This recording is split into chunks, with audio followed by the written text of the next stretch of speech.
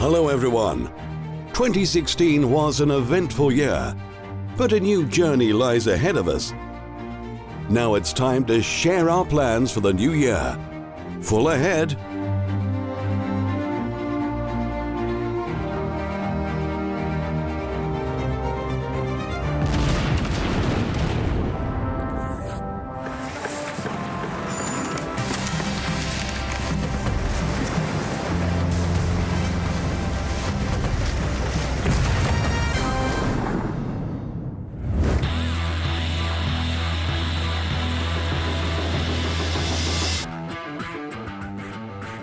Two 2016 was a very fruitful year for our team. Thanks to the help and support of our players, we managed to do and understand a lot. So next year, we plan not only to keep our momentum, but also do even more.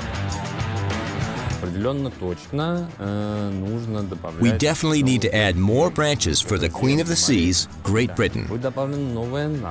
A new nation that's already represented in the game with one premium ship will be added.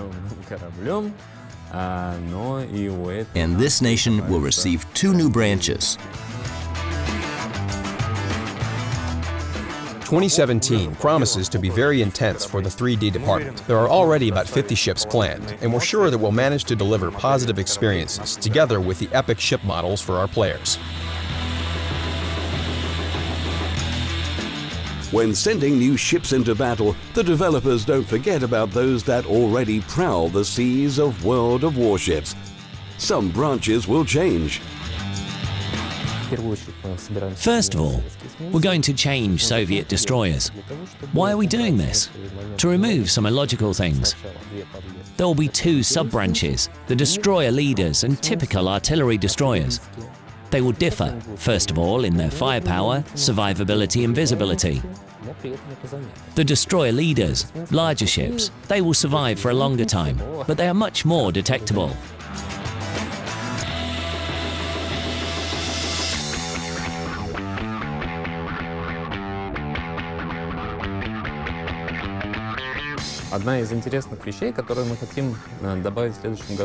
One of the interesting features that we want to add next year is legendary commanders. We already have legendary ships, but we don't have legendary commanders. We had a small experiment with Steven Seagal, and it was quite interesting. It's hard to say now how different they will be and how you will earn them.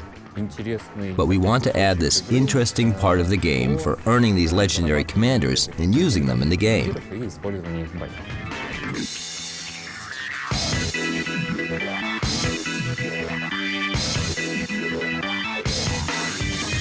There will be a new way to stand out from the crowd. I'm talking about new upgrades that you won't be able to buy, but you can earn in the game, to make your favorite ship even more likable. Changes will affect not only ships, but also other game aspects. For example, the commander skills will change.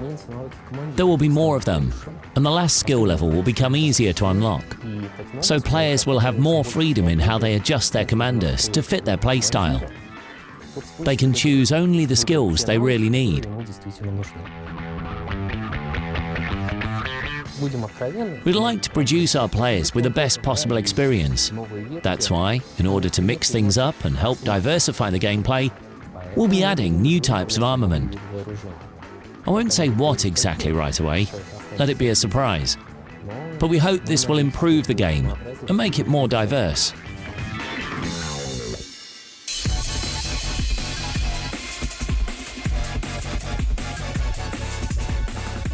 Initially, cooperative battles were created for training or as a way of testing a ship. But we were surprised to see that people enjoy playing this mode just for fun. So we decided to develop this aspect. To do this, we held the Halloween event, where players were to escort a ship while fighting against superior enemy forces.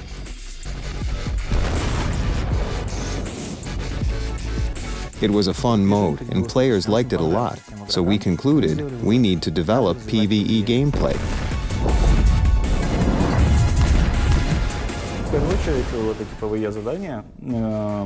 First of all, these PvE missions, which we call operations, are a set of missions for the players. They don't face them in random battles. There will be separate stories in which players will participate in groups of up to 7 people. Correspondingly, these groups will be gathered either randomly using the matchmaker, or players will join teams of 2 to 7 people by themselves.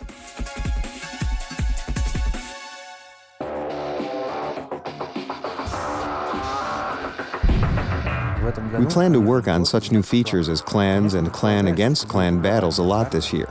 But it's important to understand that, in our case, the clans will be useful and popular for all players. You'll be able to receive bonuses for just joining other players and playing in random battles. And the next step is about clans fighting against each other. The third aspect is when the events of a particular battle aren't probably as important as the clan politics, agreements between clans, alliances, some joint attacks, and so on.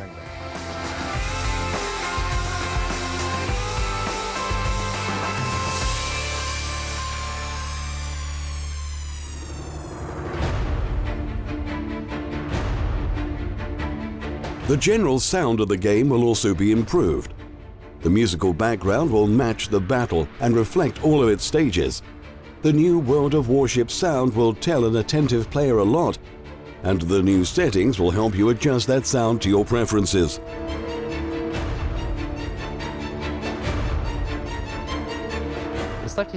Imagine this situation. You're sailing a ship and see that the enemy has appeared somewhere. At this moment, more dynamic music starts playing, and it becomes more and more epic as you approach each other. So, as the distance between the ships decreases, the intensity of the music increases. The more attentive you are to the changes in music and the game sound, the easier it will be for you to win in our game. What's good about the new audio settings in our game?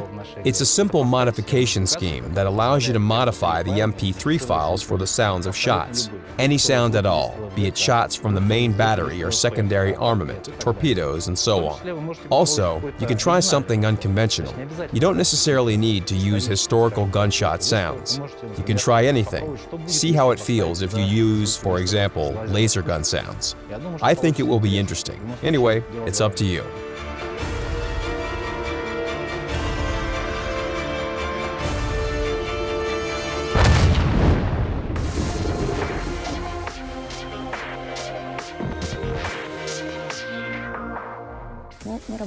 We work on the new technologies that will allow us to improve all effects in the game.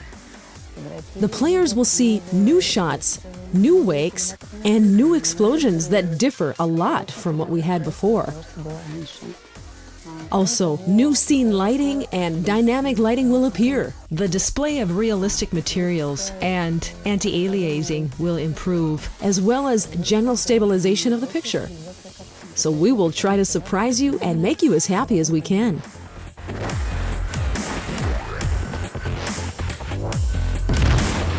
But even this isn't everything. The long-awaited depot, training room, and many other things will appear in the game.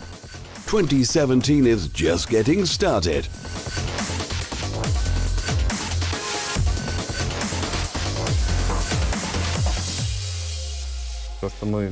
What we've mentioned here is just some of it.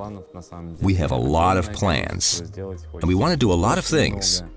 There's new ships, modes, and maps, but also a lot of cool game events that we know everyone will like.